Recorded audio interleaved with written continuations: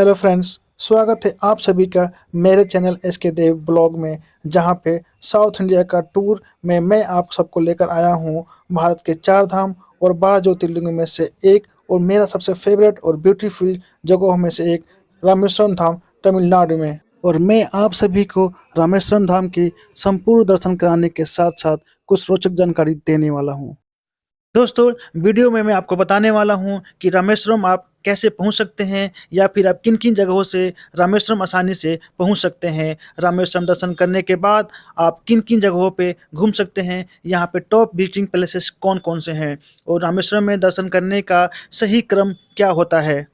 रामेश्वरम आने का सबसे बेस्ट टाइमिंग क्या है और यहाँ पे कितने दिन का टाइम पर्याप्त रहेगा घूमने के लिए, और यहाँ पे खाने पीने और रहने का क्या क्या फैसिलिटीज़ हैं। और मैं बताने वाला हूँ कि मंदिर के 4 गोपुरम हैं, साउथ, नॉर्थ, ईस्ट और वेस्ट। सो आपको चारों गेट पे कौन कौन सी सुविधा मिलती है, सो सारी जानकारी मैं आपको वीडियो में देने वाला हूँ और एंड में बताऊँगा कि टोटल बजट इस ट्रिप में क्या होने वाला है।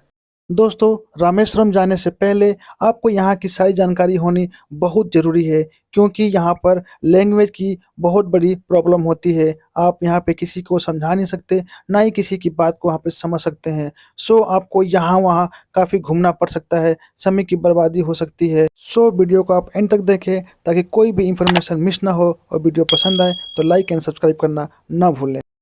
सबसे पहले हम बात करेंगे रामेश्वरम आने की। दोस्तों, अगर आपके शहर से रामेश्वरम के लिए अगर कोई डायरेक्ट ट्रेन मिलती है तो आपके लिए बेस्ट होगा, नहीं तो आपको आना होगा मदुरई स्टेशन।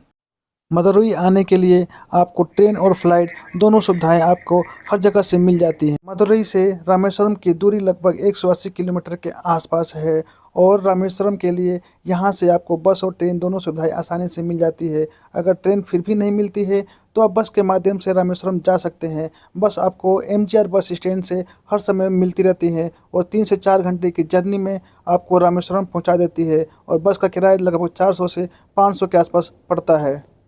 मदुरई एक तरह से यहाँ का मेन सेंटर है। यहाँ से आप साउथ के किसी भी जगह पर आसानी से बस और ट्रेन के माध्यम से आप जा सकते हैं। रामेश्वरम जाने का दूसरा मार्ग है चेन्नई। दोस्तों, चेन्नई के रास्ते भी आप रामेश्वरम बाई ट्रेन 10 से 11 घंटे की जर्नी में आप रामेश्वरम जा सकते हैं। रामेश्वरम के लिए चेन्नई से बहुत सारी ट्रेनें बैक टू बैक चलती रहती हैं। उसके लिए आपको चेन्नई सेंट्रल रेलवे स्टेशन आना होगा, जहां के लिए आपको ट्रेन आसानी से हर जगह से मिल जाती है। वैसे आप चेन्नई बाय फ्लाइट भी आ सकते हैं।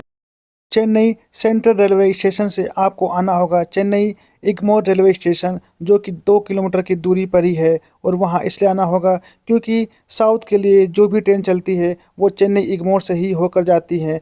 आपको आना होगा चेन्नई इग्मोर, वहाँ से आपको रामेश्वरम की सारी ट्रेनें मिल जाती हैं। चेन्नई इग्मोर से हमारी ट्रेन रामेश्वरम एक्सप्रेस शाम को 5:45 पर थी, और हमें मंडपम 3 बजे लगभग 9.5 घंटे की जर्नी में हमें पहुंचा दिया। दोस्तों, मंडपम और रामेश्वरम के बीच में पंबन ब्रिज पर नए ब्रिज का काम चलने की वजह से ट्रेनें अभी मंडपम तक ही चलाई जा रही हैं। मंडपम से आपको रामेश्वरम बाई टैक्सी, बस या ऑटो के माध्यम से जाना होगा। मंडपम से रामेश्वरम की दूरी लगभग 17 किलोमीटर के आसपास है, और आधे घंटे के समय में आप रामेश्वरम पहुंच सकते हैं। दोस्तों, बाई ऑटो आप 400 से 500 रुपये पे करके पहुंच सकते हैं, और अगर आप गवर्नमेंट बस से जाना चाहते हैं तो आप 50 रुपीज़ में ही पहुंच सकते हैं। लेकिन ये बसेस बहुत ही लिमिटेड होती हैं। अगर मिलती हैं तो ठीक है, नहीं तो आप मिनी बसेस या फिर टैक्सी से भी आप जा सकते हैं। मिनी बसेस से आप 100 रुपीज़ पर पर्सन में आप रामेश्वरम पहुँच सकते हैं। दोस्तों, स्टेशन से बाहर आते आते हमें काफ़ी लेट हो गया। सारी बसें फुल हो गई, और ऑटो वाले हमसे 500 से 600 रुपये मांग रहे थे। हमें मिनी बस में 100 रुपीज़ चार्ज देकर आना पड़ा। दोस्तों, आपको रास्ते में इस पंबन ब्रिज का दीदार करने को मिलेगा। काफ़ी खूबसूरत ब्रिज आपको सी पे बना हुआ पंबन ब्रिज देखने को मिलेगा। यह वही ब्रिज है जिस पे अभी काम चल रहा है, और जब ये पूरा ब्रिज बनकर तैयार हो जाएगा तो ट्रेनें आपको मंडपम की बजाय आपको रामेश्वरम तक मिलेंगी।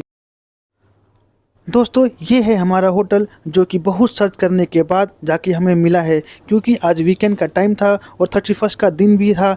यहाँ पे काफ़ी क्राउड था। सारे होटल ऑलरेडी पैक्ड हो गए थे। हमें सर्च करने में काफ़ी दिक्कत हुई और होटल भी काफ़ी कॉस्टली हो चुके थे।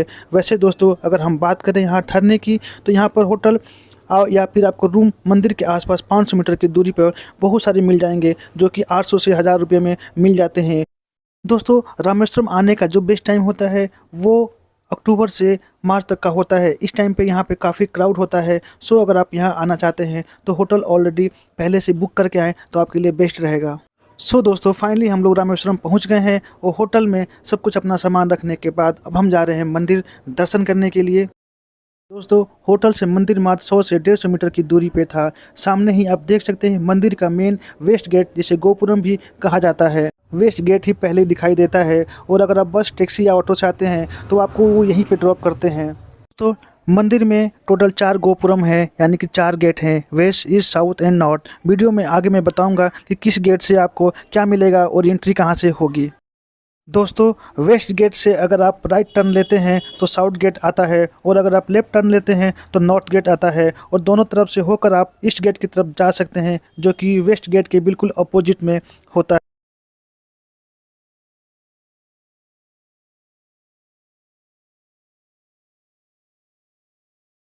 दोस्तों, फाइनली हम वेस्ट गेट के पास में आ चुके हैं और ये देख सकते हैं वेस्ट गेट का कॉरिडोर, जो कि रामेश्वरम मंदिर का कॉरिडोर वर्ल्ड में सबसे बड़ा कॉरिडोर में से एक है। और यहाँ से अगर आप लेफ़्ट लेते हैं तो नॉर्थ गेट की तरफ आप जा सकते हैं और यहाँ से अगर राइट टर्न लेते हैं तो यहाँ से मंदिर से होते हुए आप साउथ गेट की तरफ जा सकते हैं।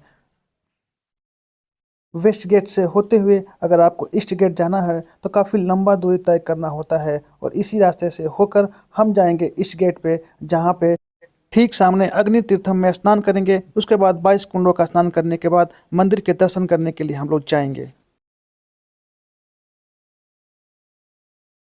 चलो, अभी दर्शन हुए नहीं और इसको भूख लग गई है। सुबह सुबह इसको खाने की भूख लगी है, रात में भी कुछ खाया नहीं था तो भूख लग गई है, तो इसके लिए हमने यहाँ से सिर्फ कुछ खाने के लिए कोई सा भी पीस लो, सामने मंदिर का सामने मिल जाएगा, सामने मिल जाएगा। यहाँ पे आपको बहुत सारे होटल वगैरह हैं, तो आप अपने बजट के हिसाब से होटल ले सकते हैं।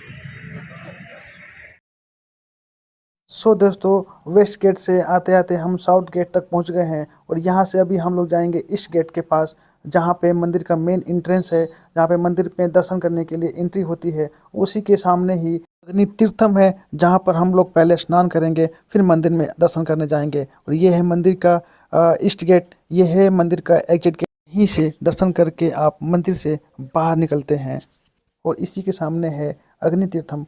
पहले चलते हैं वहाँ पे स्नान करने। फाइनली हम लोग अग्नि तीर्थम में आ गए हैं। अग्नि तीर्थम, यहाँ पे पहले हम लोग स्नान करेंगे, यहाँ पे स्नान करेंगे, उसके बाद जाएंगे हम 22 कुंडों पे स्नान करेंगे, उसके बाद फिर हम दर्शन करने जाएंगे। तो ये है अग्नि तीर्थम, यहाँ पे भगवान राम लंका पर विजय प्राप्त करके यहाँ पे आए थे और ब्राह्मण जो हत्या का दोष लगा था उससे उनको मुक्ति मिली थी। पहले यहाँ पर स्नान किया था और जो रेत से शिवलिंग की स्थापना करी थी, कुछ इस तरह से जैसे लोग यहाँ पर बनाकर पूजा करते हैं। दोस्तों, ये है अग्नि तीर्थम, देख सकते हैं सुबह का टाइम कितना क्राउड है। दोस्तों, जब भगवान श्री राम लंका पर विजय प्राप्त करके वापस आए थे तो उन पे ब्राह्मण हत्या का दोष लगा था, क्योंकि रावण एक ब्राह्मण था। उन पे ब्राह्मण हत्या का दोष लगा था। यहीं पे उन्होंने स्नान करके ब्राह्मण हत्या से दोष से मुक्ति मिली थी।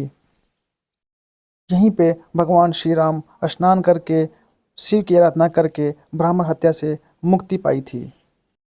और दोस्तों, कहा जाता है कि सीता मैया को भी अयोध्या वापस जाने से पहले यहीं पर ही अग्नि परीक्षा देनी पड़ी थी। माता सीता को अग्नि परीक्षा यहीं पे देना पड़ा था, लेकिन परीक्षा के बाद अग्निदेव को काफ़ी ग्लानि हुई थी कि उन्होंने माता सीता को छुआ था। उनको भी आत्मग्लानि हुई थी और इस आत्मग्लानि से मुक्ति के लिए उन्होंने भी इसी अग्नि तीर्थम में स्नान कर कर अपनी आत्मग्लानि से मुक्ति पाई थी। यहीं पे प्रभु श्री राम ने अग्नि तीर्थ में स्नान करने के बाद रेत से बने हुए शिवलिंग से भगवान शिव की आराधना की थी।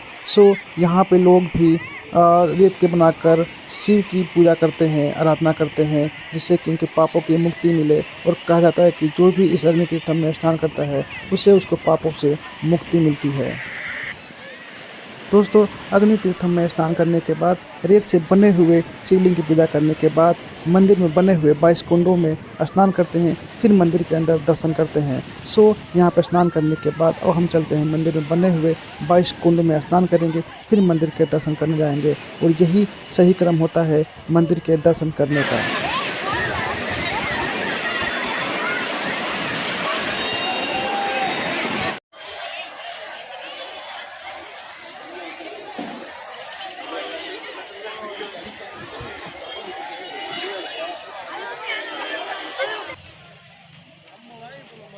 दोस्तों, अग्नि तीर्थम में स्नान करने के बाद 22 कुंड में स्नान करने के लिए आपको जाना होगा नॉर्थ गेट पे। नॉर्थ गेट से ही आपको स्नान करने के लिए एंट्री मिलती है।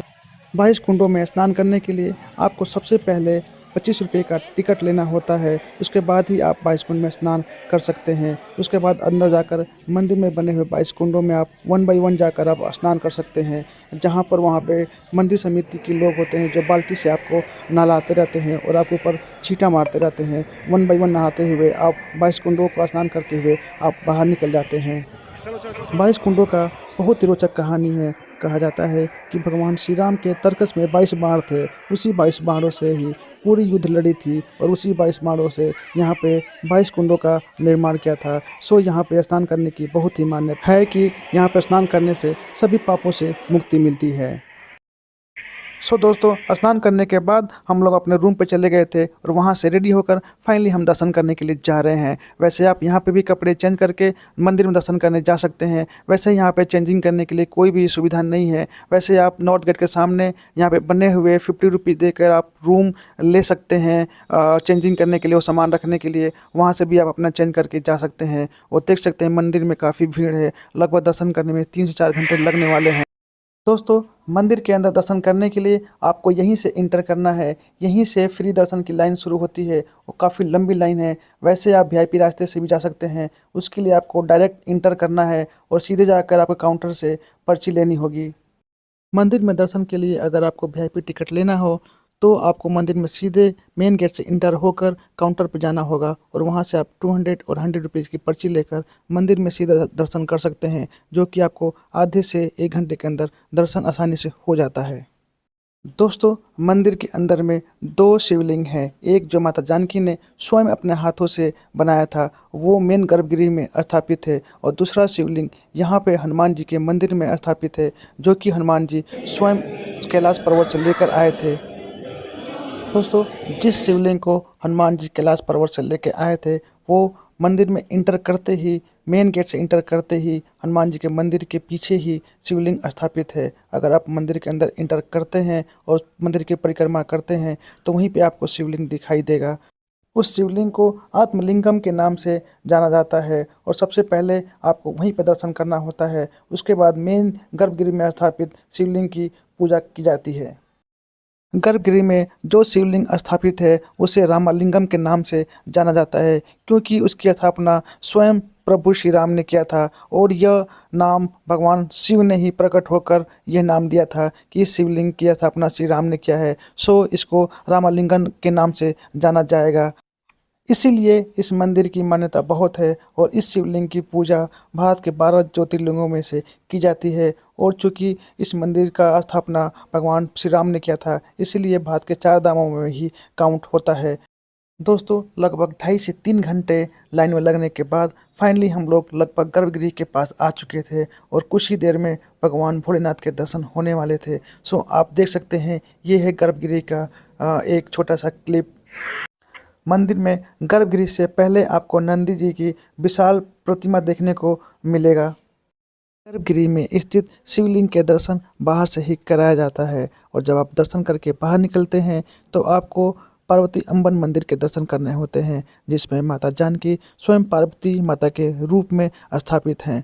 वहाँ पे दर्शन करके आपको बाहर निकलना होता है और ये है गर्भगृह का एक प्यारा सा क्लिप।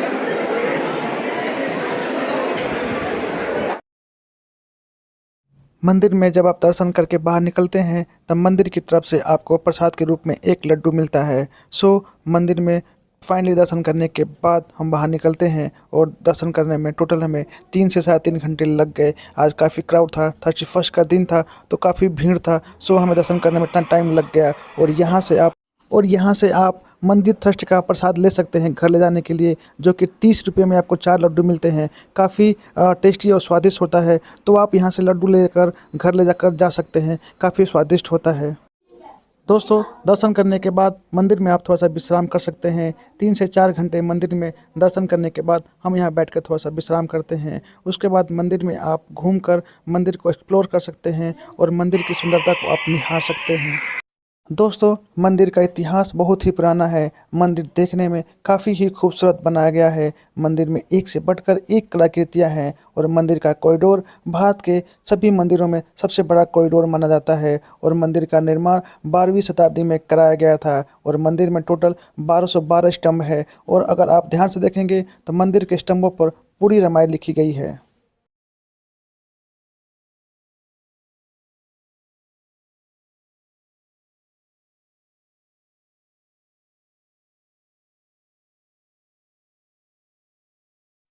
दोस्तों, अब दिन के 1 बजने वाले हैं और बहुत गर्मी के साथ साथ बहुत धूप भी है और सुबह से हम लोग यहाँ पे दर्शन करते करते काफ़ी थक गए थे और काफ़ी भूख भी लगी थी। सो फाइनली अब हम लोग आ गए थे साउथ गेट पर मंदिर के भोजनालय में। सो दोस्तों, अगर आपको खाना खाना है तो कहीं और नहीं जाना है, आपको मंदिर के भोजनालय में लंच और डिनर दोनों मिलेगा, कहीं जाने की ज़रूरत नहीं है। दोस्तों, मंदिर का भोजनालय साउथ गेट से इंटर करते ही आपको मिल जाएगा। सो आपको कहीं जाने की ज़रूरत नहीं है, आप यहीं पे लंच और डिनर दोनों कर सकते हैं। वैसे अगर आपको बाहर खाना खाना है तो वहाँ पे भी आप साउथ इंडियन फूड का मज़े ले सकते हैं। साउथ इंडियन फूड में आपको इडली, डोसा, सांभर सारे मिल जाते हैं। तो अगर आप खाना चाहते हैं तो वो भी आप खा सकते हैं। गरम है, चेहरा दिख रहा है।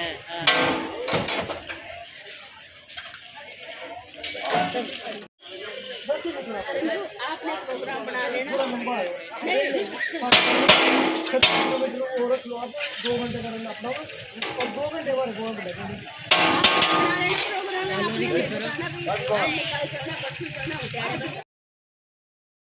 सो दोस्तों, फाइनली आपको पता चल गया होगा कि मंदिर के 4 गेट है और चारों गेट पे आपको क्या क्या मिलने वाला है। सो अगर आपको दर्शन करने जाना है तो दर्शन के लिए आपको ईस्ट गेट से इंटर करना है, और अगर भोजनालय में खाना खाना है तो आपको साउथ गेट से इंटर करना है, और आपको वो 22 कुंड में स्नान करना है तो आपको नॉर्थ गेट से इंटर करना होगा। और अगर मंदिर के वेस्ट गेट से आप इंटर करते हैं तो वेस्ट गेट से होते हुए नॉर्थ गेट पे और साउथ गेट दोनों तरफ आप बाहर निकल सकते हैं। सो इस तरह से आप गेट का यूज करके आप यहाँ पे मंदिर के आसपास घूम सकते हैं। सो दोस्तों, अब फाइनली वक्त आ गया था मंदिर दर्शन करने के बाद अब हम रामेश्वरम के आसपास टॉप विजिटिंग प्लेसेस पे घूमने वाले थे और अब सारी वीडियो में आपको दिखाने वाला हूँ। दोस्तों, एक बहुत ही महत्वपूर्ण जानकारी मैं आपको देने वाला हूँ। मंदिर के अंदर 4 से 5 बजे के बीच में मणि दर्शन कराया जाता है। ये जानकारी हमें पहले नहीं था और हम दर्शन भी नहीं कर पाए, सो हमें काफ़ी अफसोस हुआ। लेकिन मैं आपको ये बता देना चाहता हूँ कि अगर आप मणि दर्शन करना चाह रहे हैं तो आपको 3 बजे ही लाइन में लगना होगा, और उसके लिए आपको स्पेशल टिकट भी ले सकते हैं, जो कि 50 रुपये से लेकर 200 रुपये तक का टोकन मिलता है, स्पेशल टोकन, जिससे कि आप जल्दी से दर्शन कर सकते हैं। और आपको मणि दर्शन करने के लिए आपको 2 से 3 बजे ही लाइन में जाकर लगना पड़ेगा, तब जाके आप दर्शन कर सकते हैं। देखो, अन्ना है, हमें घुमाने ले जा रहे हैं और सारा घुमाएंगे हमें पम्बन बीच पे और धनुष कोटी ले जाएंगे। और अगर आप भी अगर आते तो अन्ना का लेना, मैं नंबर शेयर कर दूंगा, बहुत अच्छे अन्ना है और ये इनका गाड़ी का नंबर है।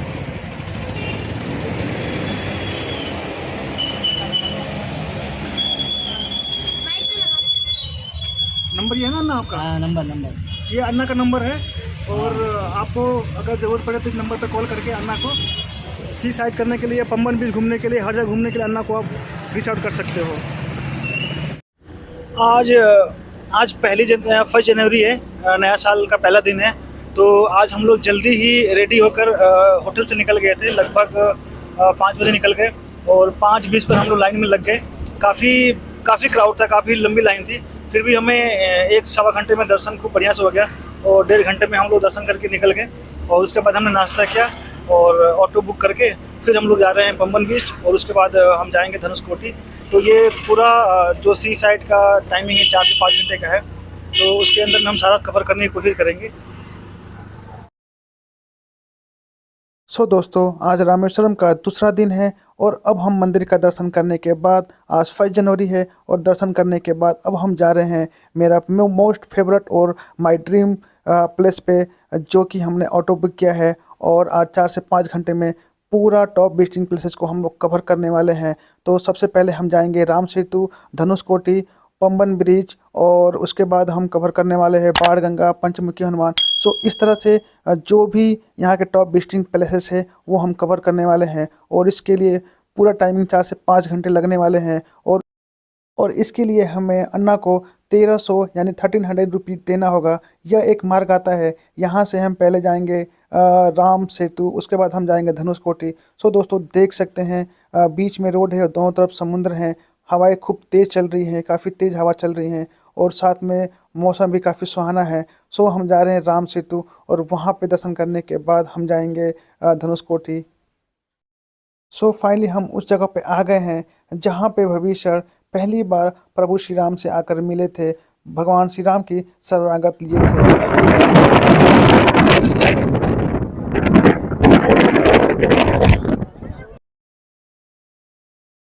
दोस्तों, देख सकते हैं यह कितना अमेजिंग प्लेसेस है। चारों तरफ समुद्र से घिरा हुआ है, और यहाँ आने के बाद ऐसा लगता है कि कण कण में भगवान राम बसे हों। यहाँ पे लोग भगवान राम के गुणगान करने से नहीं रुकते, और श्री राम के जयकारों से पूरा यहाँ पे माहौल गूंजा रहता है। और यहाँ पे ऐसा लगता है कि भगवान कण कण में बसे हुए हैं, सबके मन में भगवान श्री राम बसे हुए हैं। यहाँ पे आकर एक अलग ही उत्साह देखने को मिलता है। और यहाँ पे ये वही पत्थर है जिस पत्थर को भगवान समुद्र में डालकर पुल का निर्माण करके लंका पर चढ़ाई किए थे और विजय प्राप्त किया था।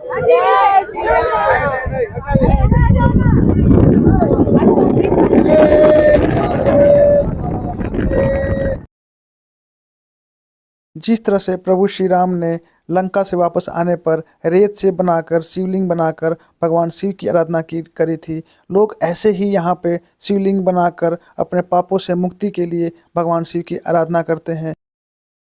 और पास में ही एक छोटा सा मंदिर है जिसे कोठंड राम के नाम से जाना जाता है, और कहा जाता है कि विभीषण पहली बार यहीं पे आकर, इसी जगह पे आकर प्रभु श्री राम के शरणागत हुए थे। और मंदिर के अंदर काफ़ी आपको देखने को मिलेगा, काफ़ी युद्ध से और भगवान श्री राम से जुड़ी हुई कहानी आपको देखने को मिलेगा, जो आपको इतिहास बताती है।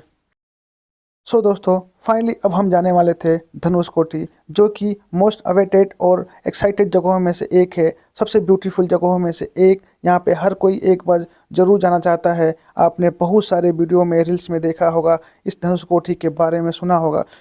फाइनली हम उस जगह पर जा रहे थे, और आपको रास्ते में दिखने वाला था कि किस तरह से रोड पर हम चलते जाएंगे और दोनों तरफ आपको समुद्र दिखाई देगा। रास्ते में आपको धनुषकोटी का यह रेलवे स्टेशन दिखाई देगा, जो कि बहुत पहले तूफान की वजह से सब कुछ उजड़ गया था। यहाँ पे अब कोई भी स्टेशन नहीं है, सब कुछ उजड़ गया था। आप देख सकते हैं दोनों तरफ यहाँ पे कुछ शॉप दिखाई देगी। दोस्तों, मैं अभी आपको इसी जगह के बारे में बताने वाला था।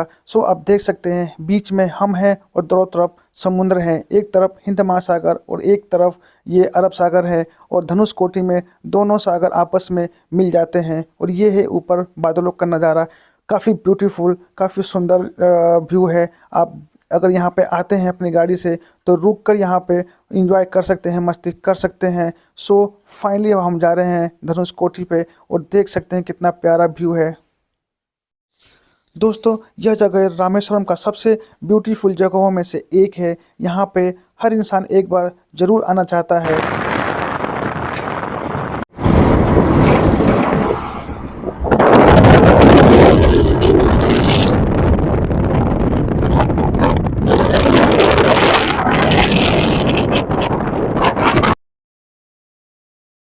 दोस्तों, यह जगह ऊपर से देखने पर भगवान के शिवलिंग के आकार का दिखाई देता है, इसलिए इस जगह की मान्यता काफ़ी है और इस जगह को और भी अमेजिंग बनाता है।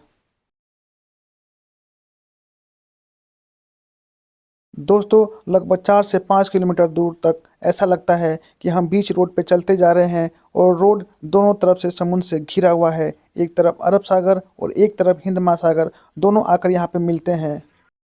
दोस्तों, रामायण की कथा के अनुसार यह वही जगह है जहाँ पे प्रभु श्री राम पहली बार लंका पर जाने के लिए किसी से आग्रह करते हैं। लगातार 3 दिन आग्रह करने के बाद भी समुद्र देव अपनी लहरों को शांत नहीं करते हैं। फिर प्रभु श्री राम गुस्से में आकर अपनी धनुष उठाते हैं और तीर चलाने के लिए करते हैं कि एक बार में ही समुद्र को पूरा नष्ट कर दूंगा।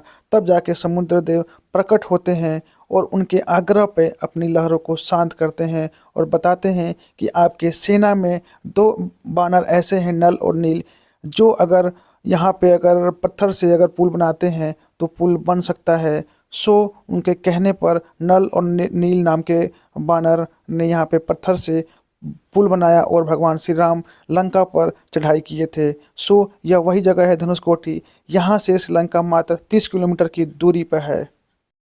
दोस्तों, यहाँ पर एक बार आने के बाद आपका जाने का दिल नहीं करता है। हर कोई यहाँ पे फ़ोटो सेल्फी लेने में बिजी था, मस्ती करने में बिजी था, लेकिन समय न होने के कारण अब हम वापस जा रहे थे दूसरे पॉइंट पर दर्शन करने के लिए। दोस्तों, यहाँ से वापस जाने पर आपको एपीजे अब्दुल कलाम जी का घर भी दिखाई देगा, जो कि रास्ते में भी पड़ता है। सो वहाँ पे भी जाकर आप थोड़े से टाइम स्पेंड कर सकते हैं और कुछ मेमोरी ले सकते हैं।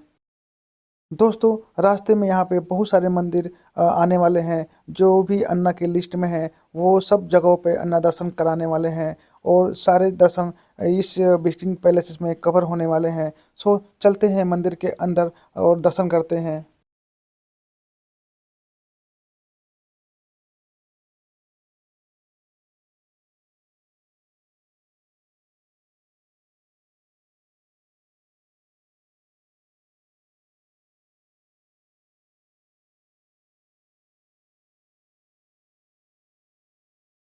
सो यहाँ पे दर्शन करने के बाद अब हम जाने वाले थे पंचमुखी हनुमान जी के दर्शन करने के लिए। पंचमुखी हनुमान जी जिन्होंने पंचमुखी रूप धारण करके अहिरावण का वध किया था। कहा जाता है कि एक बार प्रभु श्री राम को लेकर अहिरावण पाताल लोक चला गया था।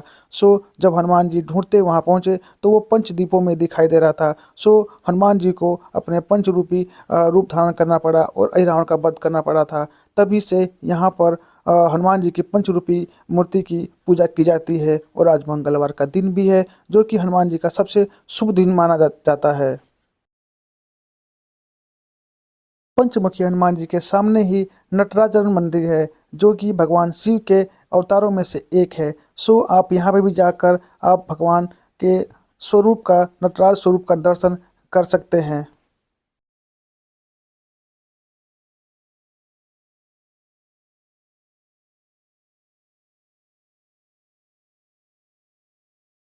दोस्तों, मैं आप सबको एक बार फिर से एक ऐसी अमेजिंग जगह पे लेकर आया हूँ, जिसके बारे में अगर आप सुनेंगे तो आप हैरान हो जाएंगे। जी हाँ, यह जगह है बाणगंगा, जहाँ पे प्रभु श्री राम ने अपनी प्यास बुझाने के लिए धनुष से तीर चलाकर यहाँ पे कुएं का, बाणगंगा का निर्माण किया था। और देख सकते हैं यह जगह चारों तरफ से समुद्र से घिरा हुआ है और समुद्र का पानी बिल्कुल खारा होता है। सो कुएं का पानी भी खारा होना चाहिए, लेकिन यहाँ का पानी जब आप पीते हैं तो बिल्कुल मीठा लगता है। देख सकते हैं बाबा जी कैसे यहाँ से डोर बाल्टी से पानी निकाल कर लोगों को पानी पिलाते हैं और पानी का टेस्ट कराते हैं। सो आप यहाँ पर टेस्ट करके देख सकते हैं, समुद्र में घिरे होने के बाद भी इसका कुएं का पानी बिल्कुल मीठा लगता है, जिसे बाणगंगा के नाम से कहा जाता है। सो दोस्तों, यहाँ पे दर्शन करने के बाद अब हम सबसे खूबसूरत जगह पंबन ब्रिज पर जाने वाले हैं। और पंबन ब्रिज वो वही ब्रिज है जो कि भारत को रामेश्वरम से कनेक्ट करता है। दोस्तों, जब आप रामेश्वरम में इंटर करते हैं तो आप इस ब्रिज से होकर ही रामेश्वरम में इंटर करते हैं। और इस ब्रिज का निर्माण 1988 में राजीव गांधी ने कराया था, जिसको बनाने में 14 साल लग गए थे। और मेरे राइट हैंड साइड में आप देख सकते हैं 2 पुल, जो कि रेलवे का ट्रैक है। जो ये पुराना ट्रैक देख रहे हैं, यह कुछ हादसे के कारण, कुछ टेक्निकल इशू के कारण यह ट्रैक अब बंद हो गया है। सो ट्रेनें रामेश्वरम के लिए नहीं आती हैं, मंडपम तक ही आती हैं। और उसके पैरेलल ही, उसके साइड में ही आप देख सकते हैं नया ब्रिज का निर्माण हो रहा है, जो कि जल्द ही बनकर तैयार होने वाला है। और जब यह बनकर तैयार हो जाएगा तो जो भी ट्रेनें अभी मंडपम के लिए आती है वो रामेश्वरम के लिए आने लग जाएंगी। सो देख सकते हैं यह ट्रैक अब बंद हो चुका है। सो काफ़ी डेंजरस ट्रैक है और हवा यहाँ पे आप खड़ा होकर देख सकते हैं, काफ़ी तेज़ विंड चल रहा है। सो ये यहाँ से अंदाज़ा लगा सकते हैं कि यहाँ पे जब ट्रेन गुजरती होगी तो कितना खतरनाक, कितना डेंजरस लगता होगा। सो आप यहाँ से देख सकते हैं ये है पुराना ट्रैक जो अब बंद हो चुका है और उसके बगल में ही नया ट्रैक बन रहा है जो कुछ ही टाइम में बनकर तैयार हो जाएगा और यह ब्रिज पहले से काफ़ी अच्छा बन रहा है। सो मैं आपको लेके चलता हूँ ब्रिज के बिल्कुल मिडिल में। सो आप वहाँ पे फील कर सकते हैं, अगर आप बीच में जाते हैं तो फील कर सकते हैं कि हवा कितनी तेज़ चलती है। और मैं लेकर चल के आपको दिखाने वाला हूँ कुछ अमेजिंग चीज़ जो आप इससे पहले कभी नहीं देखा होगा। सो लेके चलता हूँ मैं ब्रिज के बिल्कुल मिडिल में और वहाँ से आपको दिखाने वाला हूँ ब्रिज का काफ़ी अमेजिंग व्यू। सो दोस्तों अब मैं आ गया हूँ ब्रिज के बिल्कुल मिडिल में और यहाँ से दिखा रहा हूँ आपको पंबन ब्रिज की सबसे खासियत। इसकी खासियत यह है कि कोई भी यहाँ से नाव गुजरती है तो यह ऊपर से ऊपर ओपन होता है, जिससे कि नाव यहाँ से आसानी से निकल जाती है। यह इस ब्रिज की सबसे मेन खासियत है। सो दोस्तों पूरा रामेश्वरम कवर करने में हमें 4 से 5 घंटे लग गए और अगर आप भी पूरा कवर करना चाहते हैं तो आपको 4 से 5 घंटे लेकर चलना होगा। सो दोस्तों फाइनली अब टाइम आ गया था इस जगह को बाय बाय करने का और यहाँ से हम जाने वाले थे कन्याकुमारी। कन्याकुमारी के लिए हमारी जो ट्रेन थी वो रामानाथपुरम से थी, जो कि यहाँ से 45 किलोमीटर की दूरी पे था। और यहाँ से रामानाथपुरम बाई बस आप जा सकते हैं लगभग आधे घंटे से 1 घंटे के सफ़र में और बस का किराया आपको 45 रुपीज़ पड़ता है। दोस्तों वैसे आप कन्याकुमारी रामेश्वरम से बाई बस मदुरई के रास्ते होते हुए भी जा सकते हैं, जो कि नाइट जर्नी में आप कन्याकुमारी पहुँच जाते हैं। सो दोस्तों वीडियो में बस इतना ही। सो साउथ इंडिया टूर में मैं फिर मिलूंगा अगले ब्लॉग के साथ में। दोस्तों वैसे मैंने आपको रामेश्वरम से जुड़ी हुई हर जानकारी देने की कोशिश करी है। सो दोस्तों वीडियो अगर आपको पसंद आया हो तो वीडियो को लाइक एंड सब्सक्राइब करना न भूलें, जिससे मुझे भी मोटिवेशन मिले और मैं आप लोग